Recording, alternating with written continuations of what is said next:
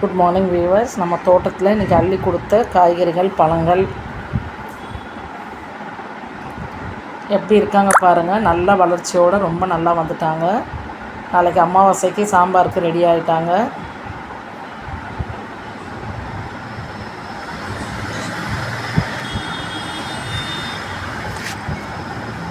நல்லா காய்ச்சிருக்காங்க. எதிர்பாராத மகிழ்ச்சி தான் எனக்கு. ஏன்னா 2 நாளைக்கு முன்னாடி தான் நான் பறித்தேன். இருந்தாலும் இன்றைக்கி நிறையா பறித்து வச்சுருக்கேன். நான் நிறையா வந்திருக்காங்க.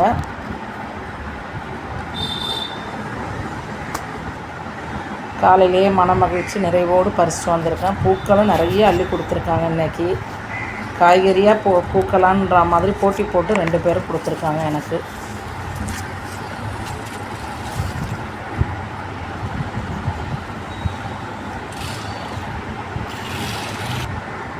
அது கொஞ்சம் கீழே வச்சதால எனக்கு ரொம்ப அடியில் எடுக்கிறதுக்கு கொஞ்சம் கஷ்டமாக இருக்குது. வீடியோஸ்லாம் கிளியராக எடுக்க முடியல.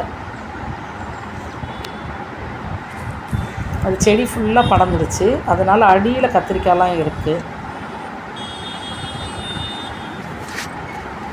இன்றைக்கி நான் 2 வெரைட்டி கத்திரிக்காய் தான் பறிச்சிருக்கேன். வேலூர் கத்திரிக்காயும் ஒயிட் கத்திரிக்காயும் தான். மீதி எல்லாம் பறிக்கலை. இன்னும் ஒரு 2-3 நாள் கழித்து கொஞ்சம் பறிச்சிக்கலான் இருக்கேன். ஏன்னா இதுவே ஒரு 1/2 கிலோ கத்திரிக்காய் கிட்டே வந்தாச்சு. 1/2 கிலோக்கு மேலே தான் வந்திருக்கு. எனக்கு அதுவே போதுமானது. சின்ன ஒரு 2 நாள் கழித்து நம்ம பறித்தோம்னா யாருக்காவது யூஸ் ஆகும்.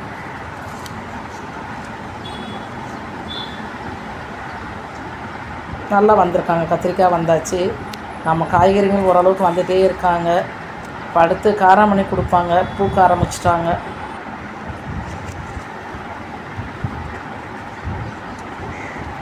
பார்த்துட்டே இருக்கலாம் போல் இருக்குது நம்ம செடிங்களையும் நம்ம காய்கறிங்களையும் பூக்களையும்.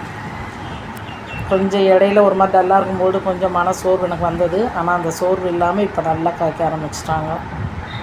கொடுத்துட்டே இருக்காங்க. இன்றைக்கி கூட ஒரு மஸ்மிலான் பழம் நான் பறிச்சுட்டு வந்தேன்.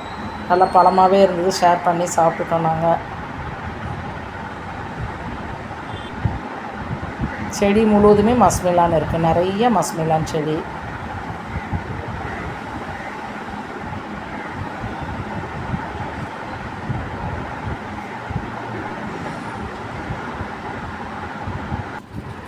சப்போர்ட் பண்ணுங்கள், சப்ஸ்கிரைப் பண்ணுங்கள், லைக் பண்ணுங்கள்.